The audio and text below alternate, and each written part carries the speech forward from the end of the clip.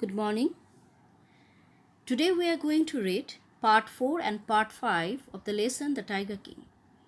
In the previous part, we have seen how the Maharaja of Prativandapuram had almost lost his kingdom for denying permission to the high-ranking British officer for his tiger hunt only because the Maharaja himself wanted to do all the killings. Now, answer these questions. Do you justify the Maharaja's action when he said he would attend to all other matters only after killing the 100th tiger? The answer is no. We don't justify the Maharaja's action as there were innumerable important issues that he should have attended. By giving all his attention towards tiger hunting, he was neglecting his duties. Question number 2. The Maharaja and the Diwan held serious meetings over the issue of British officers' willingness of killing tigers in his kingdom. Discuss the irony in the lines. The irony in the lines lies in the fact that the king and the Diwan were giving so much of their time for issues which had nothing to do with the welfare of the state. Now let me start from part 4. The Maharaja's tiger hunts continued to be highly successful. Within 10 years, he was able to kill 70 tigers, and then an unforeseen hurdle brought his mission to a standstill. The tiger population became extinct in the forests of Prativandapuram. Who knows whether the tigers practiced birth control or committed harakiri, or simply ran away from the state because they desired to be shot by British hands alone. Now, within 10 years, the Maharaja could kill 70 tigers. After that, he faced a hurdle as tigers were extinct in the forests of Prativandapuram.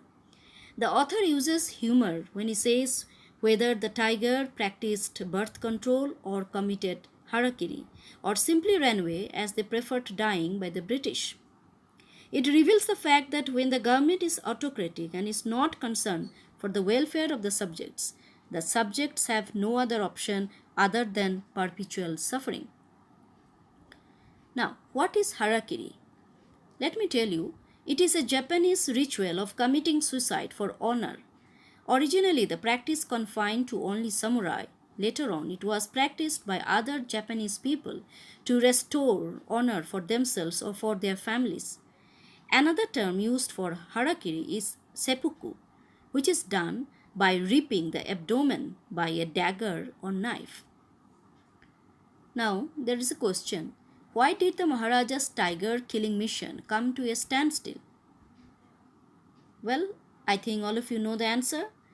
The Maharaja's tiger killing mission came to a standstill as there were no tigers left in the forests of Prativandapuram.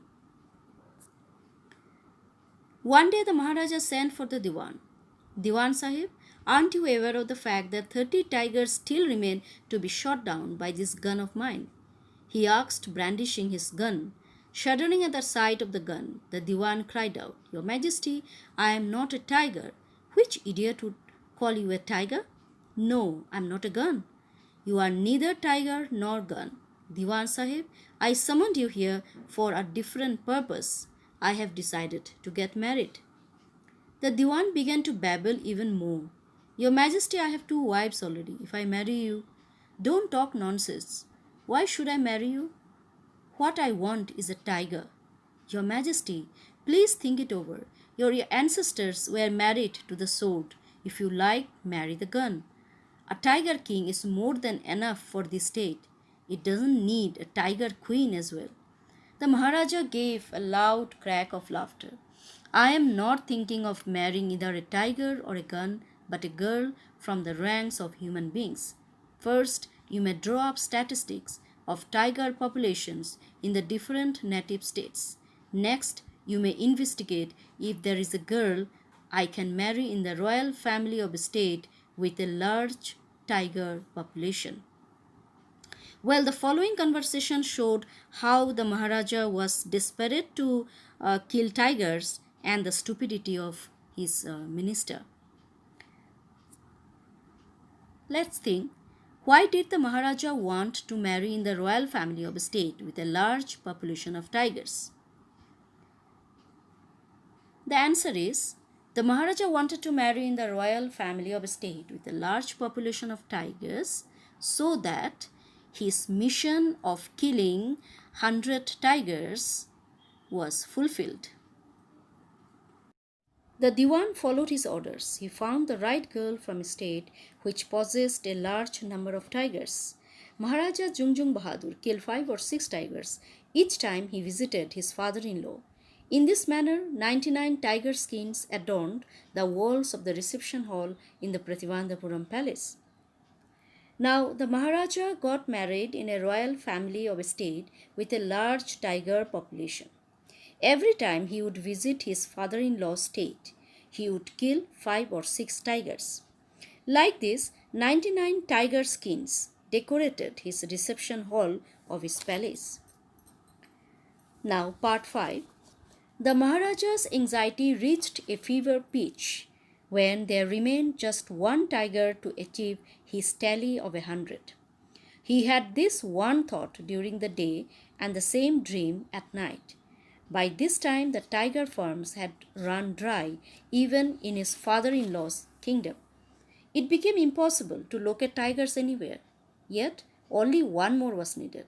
If he could kill just one single beast, the Maharaja would have no fears left. He could give up tiger hunting altogether. But he had to be extremely careful with that last tiger. What had the late chief astrologer said? Even after killing 99 tigers, the Maharaja should be aware of the 100th. True enough, the tiger was a savage beast after all. One had to be wary of it. But where was that 100th tiger to be found? It seemed easier to find tiger's milk than a live tiger. Thus, the Maharaja was sunk in gloom. Maharaja's excitement knew no bounds when he killed 99 numbers of tigers. By that time, there were no more tigers found in his father-in-law's state.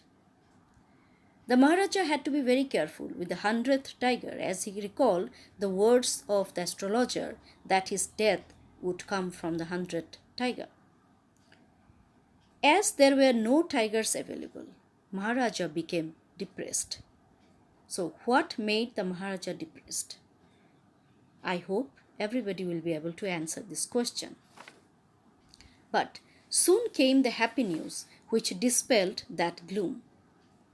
In his own state, sheep began to disappear frequently from a hillside village. It was first ascertained that this was not the work of Khaden Mia Saheb or Virasami Naikar, both famed for their ability to swallow sheep whole. Surely a tiger was at work. The villagers ran to inform the Maharaja. The Maharaja announced a 3-year exemption from all taxes for that village and set out on the hunt at once. The tiger was not easily found. It seemed as if it had wantonly hid itself in order to flout the Maharaja's will. The Maharaja was equally determined. He refused to leave the forest until the tiger was found. As the days passed, the Maharaja's fury and obstinacy mounted alarmingly. Many officers lost their jobs. One day, when his rage was at its height, the Maharaja called the Diwan and ordered him to double the land tax forthwith.